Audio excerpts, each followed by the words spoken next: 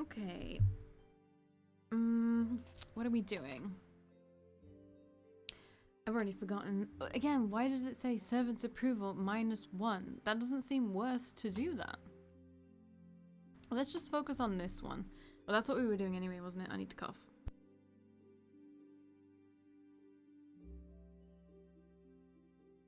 Alright. Oh, Aurelius can already do this.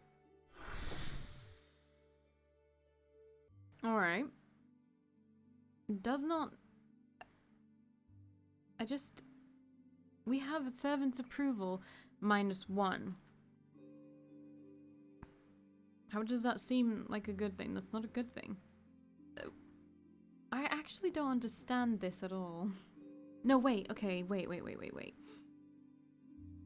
I think I get it. I think I get it. We can't see what approval rating we have currently with the merchants, for example, because we have a request. We can see this, though. So wait, I need... Maybe I can make it. Maybe I can make it. I think I... No, wait. No, I can't. Wait. Wait, I can? No, I can't. It's so expensive. Okay, can I load? When did I last save it? Then? Fuck. This isn't good because we do not have money and our income is doo-doo, and I think that's my bad for not going and doing that stuff to boost our coin income. That's my bad, and... Alright. You know what? Let me pause. Okay. I think we've got it. Yeah, I think we have it. But what do I want to do now? Let's go back to making it all equal there. And now we save as usual. Yes, that is indeed a save.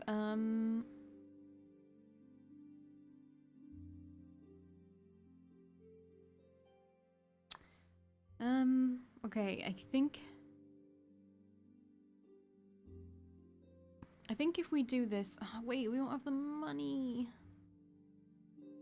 That's the only problem. Okay. The corridors near my study are all but deserted. This morning's lessons may be over, but I still have plenty of work to do today. Lady Rosenkreuz? Ah!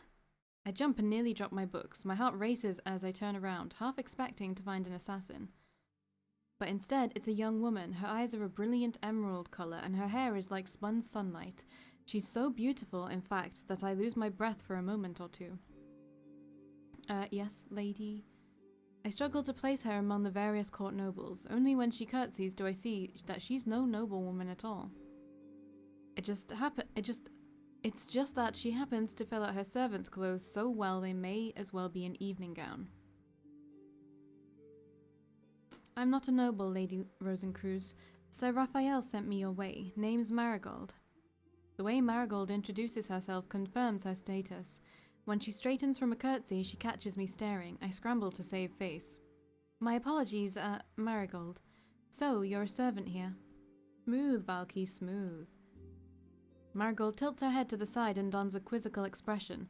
My blush deepens. Yes, Lady Rosenkreuz, but I'm not a handmaiden. I do the sweeping, the carrying, and the washing.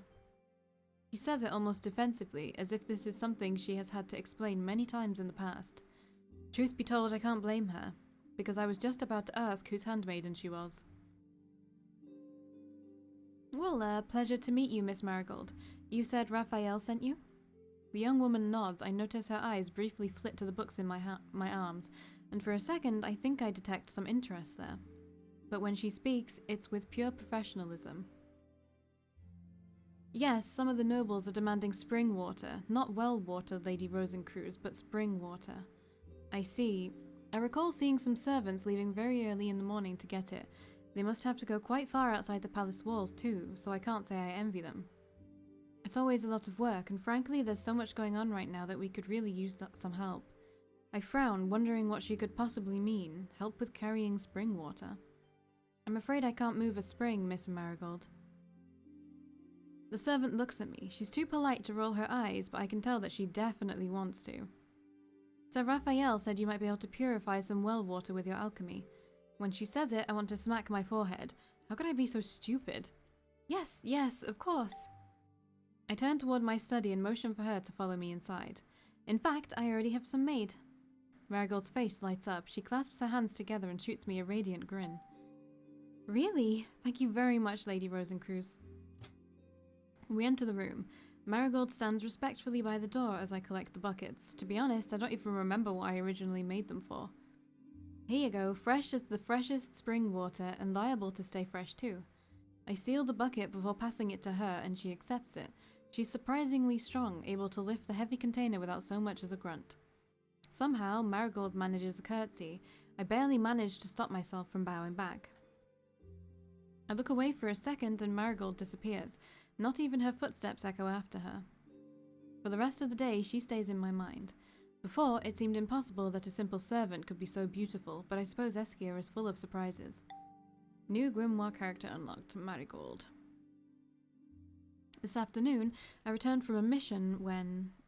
My dear Valkii, the brightest light to shine upon this dull place. I'm so glad to see your radiance dyeing these dull grey walls. A smile tugs at the corners of my mouth. I turn and give Nazir a formal bow. Your Highness, you surely can't have good intentions after a praise like that. Nazir adopts an utterly disappointed expression, but as usual, it doesn't last long. How may I help you? You see, I just wanted to tell you about the newest addition to the White Heart staff. A smart and curious thing, especially about magic. Raising my brow and crossing my arms, I shoot Nazir a confused look. Where is this going? He politely asked me to demonstrate my skills, so I showed him some of the magic you taught me in our lesson. And it just happened to be in the tavern's wine cellar. I think you're skipping more than a few details, Your Highness. How exactly did you end up in the wine cellar with him? Are you sure you want to know? Actually, I don't. What happened next? A mishap. They sometimes just sort of happen, don't they? This cannot be good. In any case, the White Hart's wine cellar burned down along with its whole stock. I know, right? What use is there for a tavern without wine? I sigh. In response, the prince shakes his head as if he doesn't know who is responsible. What's worse, they're in dire need of drinks in time for hunting season. So I have opened the royal coffers to buy them new stock. All that's missing is, perhaps, a magic touch to make the wine really special? He looks at me expectantly. And who else is better suited to give that magic touch other than yours truly, who happens to be the brightest light to shine upon this place? Nazir's eyes shimmer with mirth. I sigh again. He couldn't have made his intentions more obvious. Be a dear and help me enchant the wine, will you? I'm sure Issa would be grateful for your help. The new staff you mentioned. No, the owner, but I think Puck would be delighted to meet you too. Alright, I'll see what I can do. I knew I could count on you, Valkii. Could you have it ready in 3 weeks? One final sigh escapes me. I make a note of telling Raphael about this request so he can put it with the others. I think I'm gonna have to ignore this one. If I'm being honest. Because, I mean, it's the next week and I don't have the money to make it anyway. It's just how it is. But nobody can make this. Great. Great. When does this... When is that needed? Wait. When is that needed? Week 23. Okay. It's just the money of all things. Like, I should have done the missions when I had the chance. I should have done them, but it didn't feel like it was important because they weren't anything to do with the person I was pursuing. But I also know that it got your gold up. I know. I'm not going to be able to do it. I'm sorry. I'm just not. At least these ones are 100 each. This one is just painful. Right, we can do this one. And there we go, we've got that one. But sorry, we just can't do the noble representative one. I'm sorry. Right. let's see what we need for this one again. Is water and fire. He's learning fire. He could maybe learn that amount of fire in the time that it's needed. Possibly. He could do it. Wait, what was it again? It was like water. He's learning water. Oh wait, he could probably do it, right? It's water and fire, right? Nazir could actually probably do it, so that's fine. And you are learning wood still, when you should probably be learning light again, just to get him up there with the rest of them. Although your skills are depleting as well. So if you can do that, you can learn your normal stuff again. For now. Alright, now we save. As usual, because, you know, stats are a bitch. You know, I may just go with it. I'm just gonna go with it.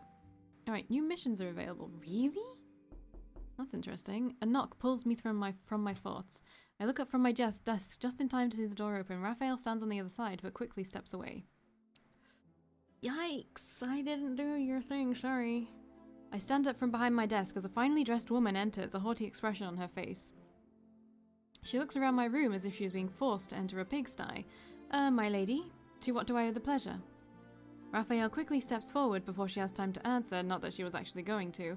This is Lady Ceridwen of House Nathaira. I believe I mentioned she was coming. I shoot him a blank stare for a moment, but then it comes rushing back to me. Raphael did mention something about the noble's representative a couple of weeks ago. Lady Ceridwen, it is an honor. The noblewoman folds her arms, raising one carefully trimmed eyebrow at me as if to say, the honor is definitely yours. I'm glad I didn't make you it now. Once the moment passes, a disappointed sigh escapes her. Well, I certainly expected more after all the trouble you've caused over the past few weeks, Rosenkreuz. Pardon? Don't play coy. Clearly your arrival here has made someone very upset. Fighting in the palace corridors is just barbaric, and look at you. She waves dismissively at me. A little pup. What? I'm sure most would agree that the company of a pup is far greater than that of a lout, which I have the disservice of having in mine. As I bite back an angry reply, again, Raphael steps between us. Lady Ceridwen is here to collect the cloth she requested from you a few weeks ago. Right, that request. Lady Ceridwen looks at me expectantly, and Raphael with a hint of desperation. I forgot all about it. I clear my throat and Raphael's face darkens. Lady Ceridwen's expression, however, changes from barely concealed contempt to entirely obvious contempt. A smirk slithers across her face.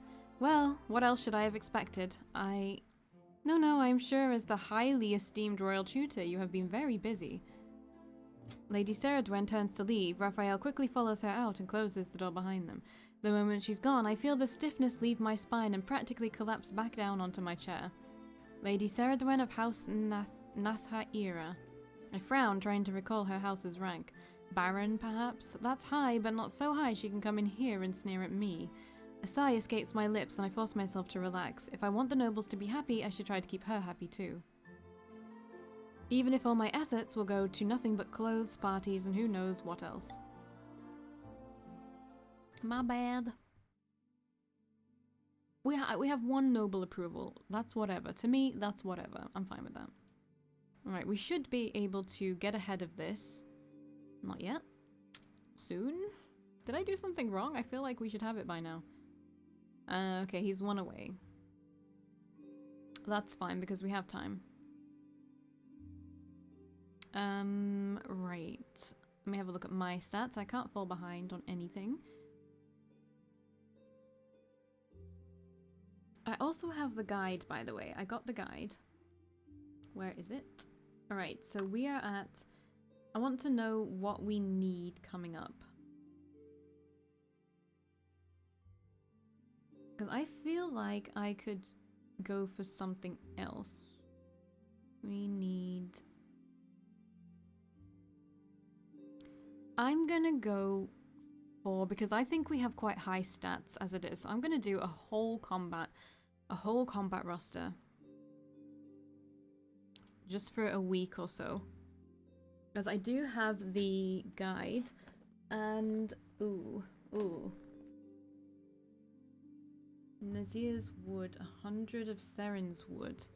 What do you have? You know what? 1 wood here, because I'm looking at week 30 right now. I don't know what any of this means, but these are checks, and Nazir's wind. I'm sorry. You know what? We can give you wind here, because you will get the next one no matter what. And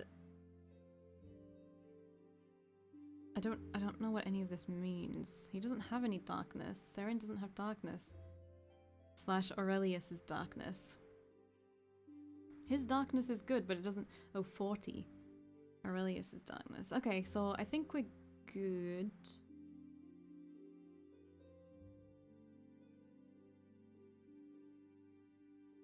We're good. We'll get there. We'll get there. Nothing to do anything about right now. Right, did we save it? I can't remember. I'm so scatterbrained because it's so hot. Alright. Nope. 2, I'm sorry, but 2 is a save scum move. Right away. 3 is also a save scum move right away, sorry. Sorry to tell you. 3, just terrible. It's actually terrible. 6? 6? 3. 2 6s is fine. It's better than nothing. Alright. The palace is abuzz this morning, and with cause. The Marenian ambassador is due to arrive soon. It came as no surprise that each prince had, one after the other, sent their regards and regrets for not attending today's lesson. With no classes to teach, I have little to do but join the curious onlookers out in the palace halls, who are all hoping to catch a brief glimpse of our esteemed guest. The Marenian ambassador's carriage just arrived. Her entourage is tremendous. They have reserved the entirety of the East Wing for her. Her being Lady Gabrielle. I've only ever heard of her, the youngest ever member of Maharan's Council of 5. Everyone from the Lord Regent to commoners on the street shares whispers regarding our future. So far, Marin and Eskia have enjoyed peace, but death changes many things. How the late king's passing and the one who succeeds him will affect the 2 countries is the main question on all of our minds. I follow a group of servants to a corridor lined with guards, all standing at attention in anticipation of the ambassador's arrival. The crowd of servants respectfully parts, giving me access to the front of the group. Like the rest, I cannot help my natural curiosity. As time passes and expectations rise, the whispers reach the crescendo. I spot the impressive entourage making their way down the corridor. In a split second, a cool silence falls over the crowd. Surrounding Lady Gabriel is a bevy of nobles, a great many of them no doubt members of her entourage, and many more are local Eskians. I spot Lady Ishbel among them, sharing her bright and eager smile with the world, but my eyes invariably turn towards the ambassador herself. Crowned by stunning crimson hair pulled back in a practical ponytail, Lady Gabrielle's youthful features are startling in their beauty, and no doubt amaze all who look upon her. Never would I have imagined her on the Maharanian Council of 5 at such an age, but here she stands, representing both her king and her country. Oh, she is a beauty. She has a captivating smile and intelligent eyes, but bubbling underneath the surface is something cold, smooth, and impenetrable. Only when she reaches the point of passing me do I realize the servants have retreated a step, leaving me exposed. I would join them and step back, but I am no servant. Oh, I passed the beauty check. Wait, what is that? Wait, you only need 20 beauty? You only need 20 beauty to pass that. I have over 80 beauty. I am beautiful. Super beautiful. I would join them, step back, but I am no servant. As I approach, the ambassador glances up and we lock eyes for the briefest of moments. Her lips quirk, but the smile remains the same. She raises a curious eyebrow and I offer a smile in return, stepping back just enough to bow in respect. She inclines her head as well, her neck briefly cranes so she can follow me with her eyes as her party passes by. Just as quickly as they were there, they are gone. The servants disperse back to their duties, chattering excitedly among themselves. I, however, am left with an image of the young ambassador hovering on my mind. As I slowly stroll to the library, I can only wonder how the late king managed to keep Maharen at a distance for such a long time. Whatever his methods were, I have a feeling Eskia is about to change. Cool. Alright. Yes, the requested item... Oh shit, it's this one. Thankfully, Nazir can do it. And we're good. We have everything we need currently, and our coins are only going to go up from here. Just don't give us too many requests, yeah? Wait, do we have new missions? We do. Nope. Sala requested a very particular kind of tea herb that grows deep in the forest. Nope. Why won't you give me anything? I guess these are you don't need things, because I can't do them. I guess you don't need anything. Nazir has only this one, not this one. At least I think. No, wait. Ugh, I don't even know anymore. A rare crystal. Miners of Zelflos have recently found rare, unidentified crystals. I wonder if they are dangerous. Let's save before we do any of this. But I kind of want to do one. Wait, what else can we make, actually? Just so that we see if we can get ahead of it. Glass beads can be used for crafting or as a collectible.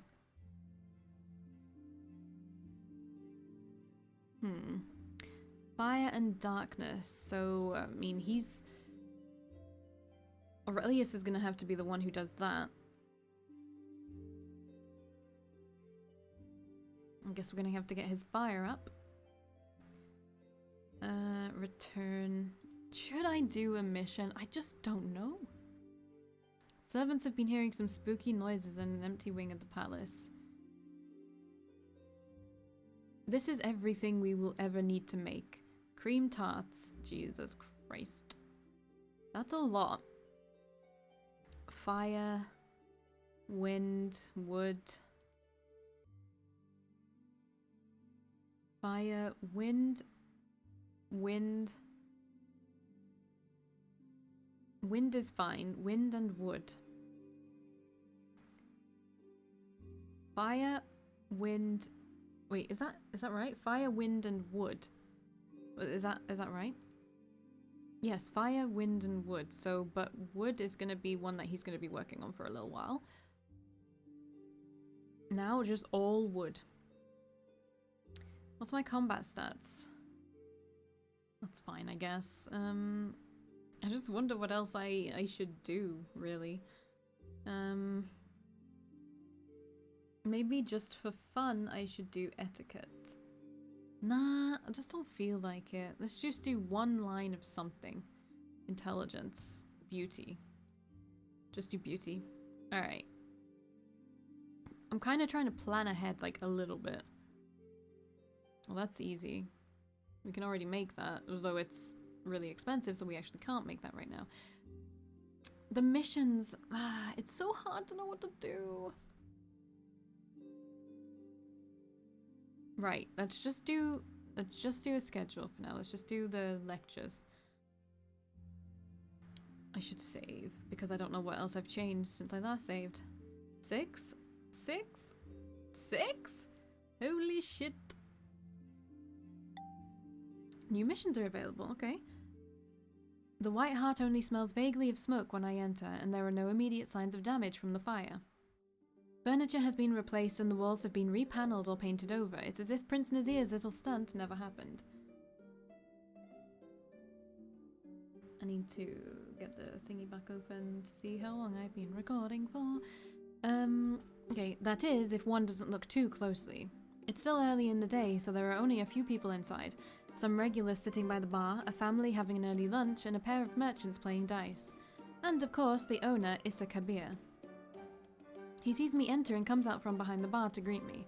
He stops within a few feet of me, snaps his heels together and bows, giving me a warm smile all the while. Lady Rosenkreuz, you are looking ravishing today. It is a true honor to serve you. I smile back, feeling slightly self-conscious. We've met a few times before, but only briefly and always in the company of others. Having Issa's full attention is more than a little overwhelming, if I'm being honest. Can I offer you a drink? We're a little short right now, but I'm sure I can fix something up. Before I have time to protest, I find myself escorted to the counter. Issa fills every second of silence with pleasant chit-chat about nothing in particular. Once I'm seated, he returns to his place behind the bar and awaits my answer. I would like a cup of tea if it's not too much trouble. Of course it isn't. Chamomile, white, green, black? Chamomile, please. Excellent choice. I'll be back in a moment.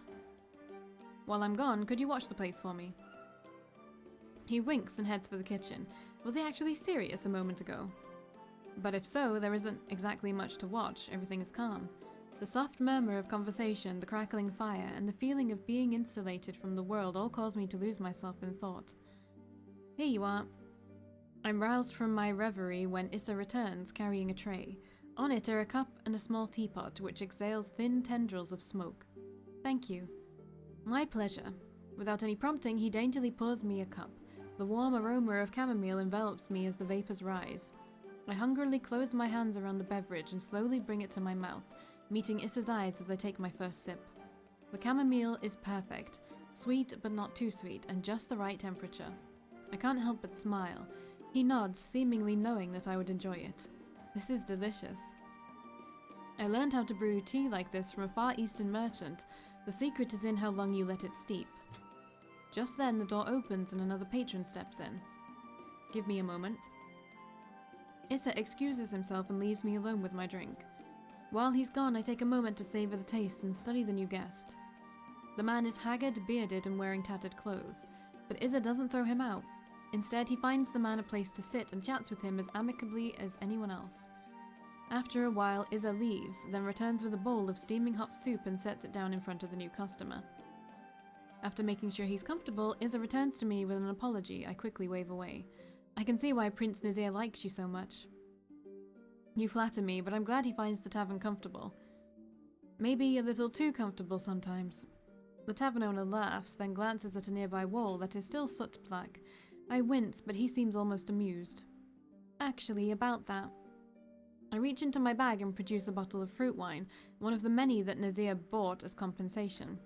His Royal Highness felt rather awful about the damage and thought it was only fair he helped replenish your stock. There are another 10 boxes on the way.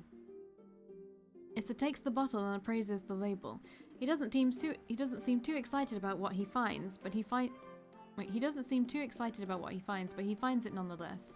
At the very least, he seems grateful when he turns back to me. A very passable vintage. This will go a long way. Issa moves to put away the bottle, but I stop him by putting my hand on his. He looks at me with a raised brow. Try it. Oh, I'm already familiar with this vineyard. They're renowned for consistency above all else, but that means their wine tastes rather common as a result. I smile patiently. Please, I insist you try it. Very well. The tavern owner looks at me curiously as he uncorks the bottle. Once he has, he takes a quick sniff of its contents. When it doesn't smell quite like he expected, his expression changes. He quickly takes a wine glass from under the counter and pours himself a small taste. I watch, trying to hide my excitement as he swirls the wine around in his glass, sniffs it, and then quickly tilts the contents into his mouth. Issa's eyes widen. When he finally downs the drink, he looks positively enraptured. Incredible! That was better than expected. I struggle not to clap from the excitement. I can't believe that enchantment worked. A little gift from me to you, Master Kabir. The other bottles are similarly enchanted. His expression shifts to a radiant grin and he reaches over the counter. Then he vigorously shakes my hand with both of his, so much so that I begin to feel a bit self-conscious. Thank you. I didn't want to say anything, but with so much of my stock gone, I didn't have nearly anything suitable for the upcoming hunt. But this wine, this is fit for a king, and princes, barons, baronets, counts, and countesses. He beams at me. To be honest, his gratitude is a little overwhelming. Please extend my sincerest gratitude to the prince. I will, Mr. Kabir? Master Kabir? I don't know what that said. He excuses himself again. I watch him while I finish my tea. He's the only person working here at the moment, but that doesn't seem to bother him.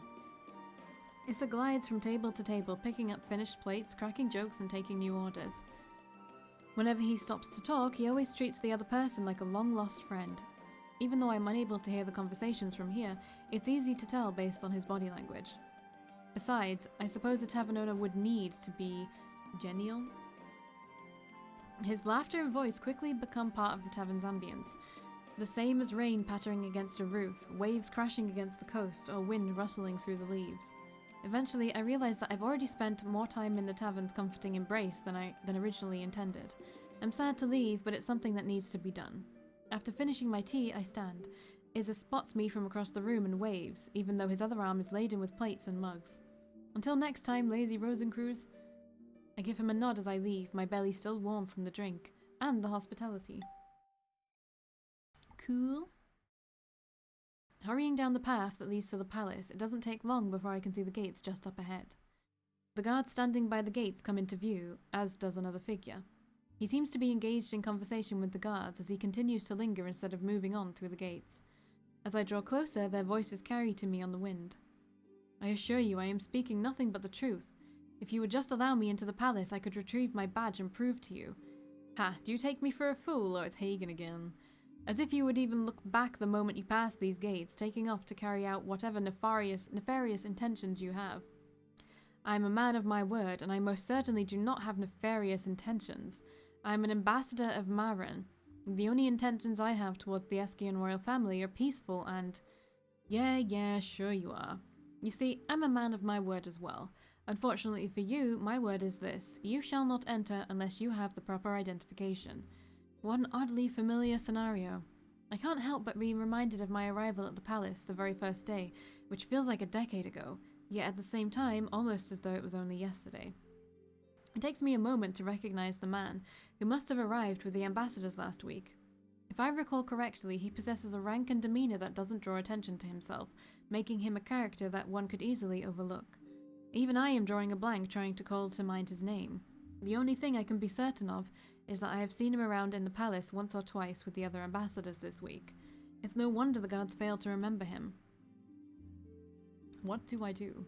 Like, this is such an ambiguous choice that I don't know what I'm supposed to do. Let's take a little looky-loo at all of this. Help the noble. But did that do anything? I don't know. Don't think so. It wouldn't do to leave him floundering in distress at the front gates, considering he's an ambassador. I hurry up to them, interrupting their standoff, and I address the Mahrenian noble. My lord, may I be of help? The noble turns to me, and as he meets my eyes, a glint of recognition enters his. His face lights up with delight, and he steps closer to me. Lady Rosenkreuz, you cannot imagine how happy I am to see you. The guard, meanwhile, looks less than thrilled at my arrival. He narrows his eyes with a sigh while muttering under his breath. Of course it's you again. I trust you have been well, Hagen. Hagen averts his gaze, brows furrowing deeply. At least, he doesn't make any nasty retorts. So, he has acquired some manners at least. Please, Lady Rosenkreuz, I left in a hurry this morning and carelessly left my badge in my room. Now I'm denied entry because I can't produce my identification. I offer the noble my most reassuring smile, watching his shoulders sag with relief. Then I turn to the guard and give a polite nod. Hagen, I can say with confidence that this gentleman here is a respected guest from Maren.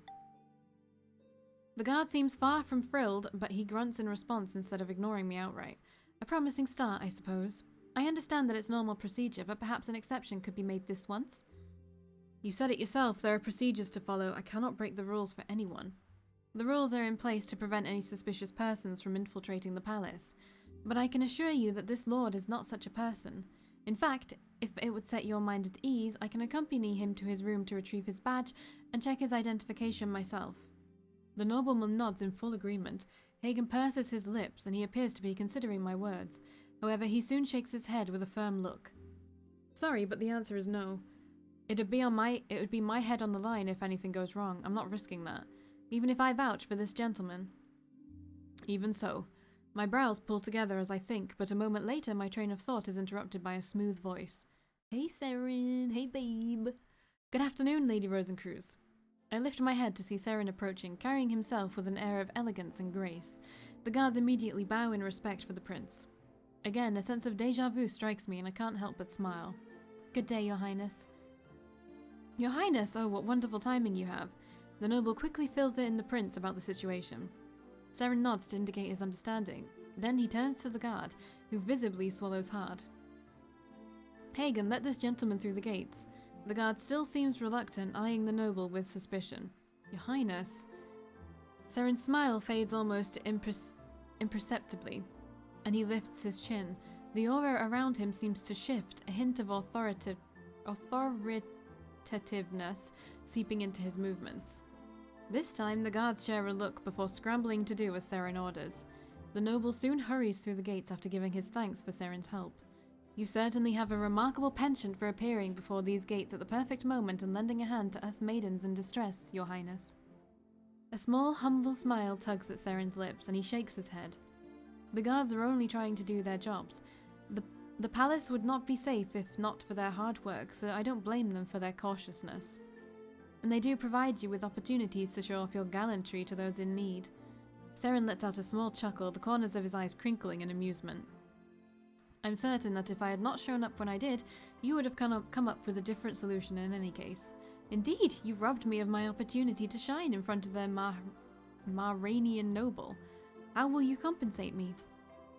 Once everything with the upcoming peace negotiations is settled, I shall look for an opportunity. With a nod, he gestures towards the waiting gates of the palace. I'm afraid my duties await, but now please excuse me. Of course, Your Highness. With another nod, Prince Seren steps under the towering arched gates, and I pressed enter too fast. Mabi. The week passes by in a flash. Recently, the palace has been abuzz with excitement in preparation for a banquet in Councillor Gabriel's honor. These festivities usually precede diplomatic talks and are intended for the aristocracy alone. Yet, for some reason, the Lord Regent extended an invitation to me last night and was insistent that I take part. When evening falls, I get dressed and ready. Then, as I make my way down to the banquet hall, I can't help but feel somewhat awkward. I'm certain I'll be the only person arriving alone, and I'm already out of place. Okay, I will see you in the next video because I explained went way too long on this one. Bye!